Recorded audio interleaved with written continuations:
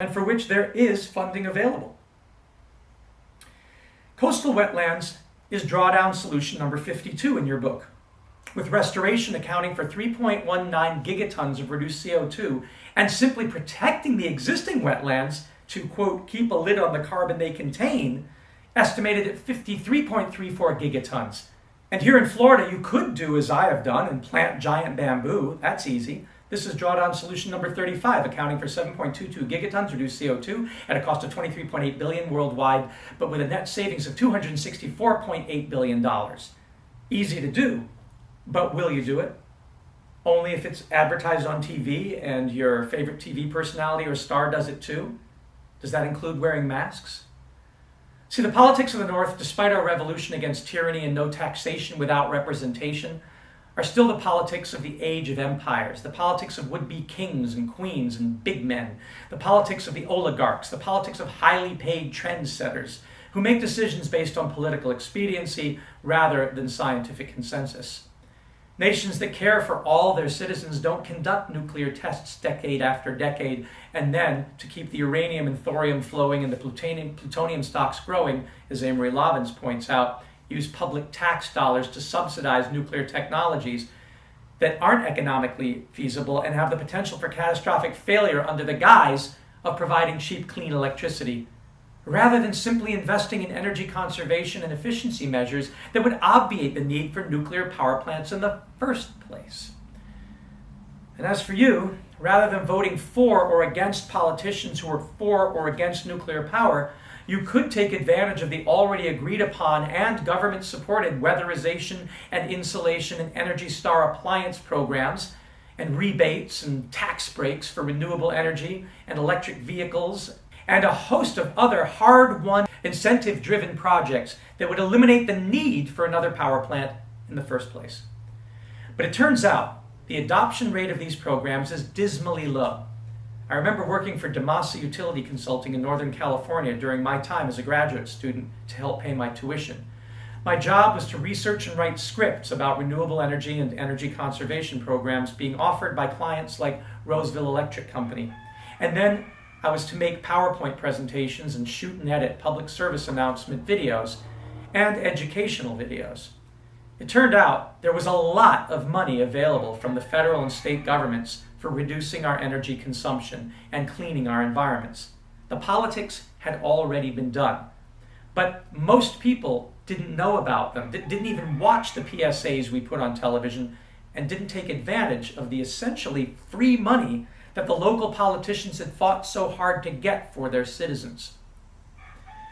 You can see many of the videos that we made in the resources section of this module. The question is why?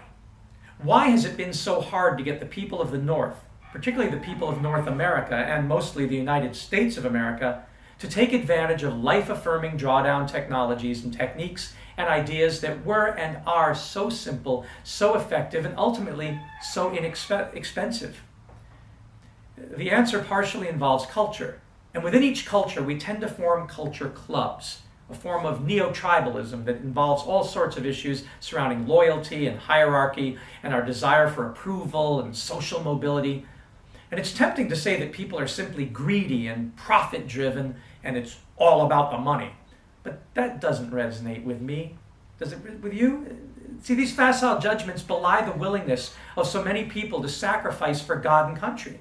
They don't explain our military service. They don't explain the inefficiency paradox and the huge trouble people will go to do unsustainable and arguably uncomfortable things and endure the often life-threatening consequences of such actions that sustainability practices would completely eliminate.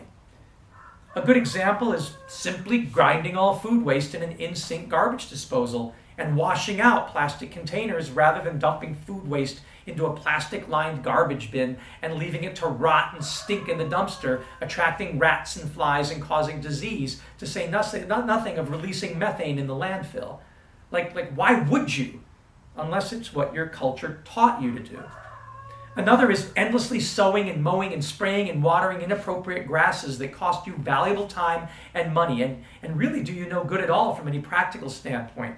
Why would you waste your Sunday that way? The answer is almost always culture and the politics of culture. Interestingly, the famous marshmallow test was recently reanalyzed, and the results turned out to be quite different from what we originally thought. You remember the marshmallow test? It was supposed to predict success in later life. The idea was you give a little child a choice. We say to a kid, you can either have one marshmallow now, or you can sit while I go on an errand for a half an hour with the marshmallow in front of you and not touch it. And if it's still there when I get back, I will give you 2 marshmallows that you can eat. The kids who resisted the temptation of instant gratification were said to be more patient and goal-oriented, and longitudinal follow-up tests showed that they did better as adults. We would like to assume that environmentalists and sustainability students like you were able to pass the marshmallow test as kids, and that is why you are the champions of leaving fossil fuels in the ground and riding public transit and bicycles and patiently waiting for the right season to buy your favorite fruit or vegetable. And even think about giving up sugar and marshmallows entirely, as my wife and I have done, because you know there are greater rewards coming down the sustainability pike for those who have mastered their need for instant gratification. It turns out, however, that things aren't exactly that simple. Actually, kids who are motivated by marshmallow rewards, whether it's a bird in the hand or 2 in the bush, can still end up as profiteers. And for them, the marshmallow test isn't about self-discipline and clarity of vision. It's about gambling and figuring out what the biggest payoff is. These folks still crave marshmallows. They've simply figured out a way to get more of them to maximize their sugar rewards. It doesn't imply any holistic sustainability ethos at all. Thankfully, the marshmallow test turned out from a psychological perspective not to be about marshmallows at all, or about willpower or self-control. It turned out to be about trust in authority figures, uncertainty in expectations, and the desire for prestige and social rewards. Kids who felt they could gain socially from waiting by pleasing the adult conducting the test, for example, were able to muster more self-control than kids who felt they couldn't derive any social benefit from making the sacrifice. It's a lot about trust and mistrust. And doesn't this speak to the situation with following so many of the drawdown solutions? If the prevailing culture doesn't offer guaranteed social or political rewards that offset the risk of sacrifice, and if in fact your culture club will frown upon you or block or censor you or heap disapproval upon you, to say nothing of threats and fines, why would you ever take risks or make sacrifices for the sake of something as abstract as the environment or the future? So I'll ask again, what is it that keeps so many of us from joining existing organizations that have already won the political battle, have the money, and are hungry for volunteers because they really need the labor power to get the job done? What keeps us from maintaining the commitment to the COP21 Paris Accords, like the 4 per 1,000 initiative for regenerating soil? Courage? Courage. Fortunately, as the wizard said to the Cowardly Lion, I'm here to tell you that you, as denizens of the dazzling emerald cities of the North, from Tampa to New York, from LA to Kansas, already have what it takes to beat this climate change. As the wizard says, you, my friend, are a victim of disorganized thinking.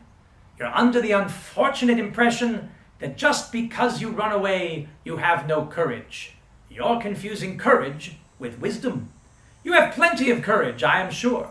All you need is confidence in yourself. There's no living thing that is not afraid when it faces danger. The true courage isn't facing danger when you're afraid, and that kind of courage you have in plenty. So, what are you going to do about it?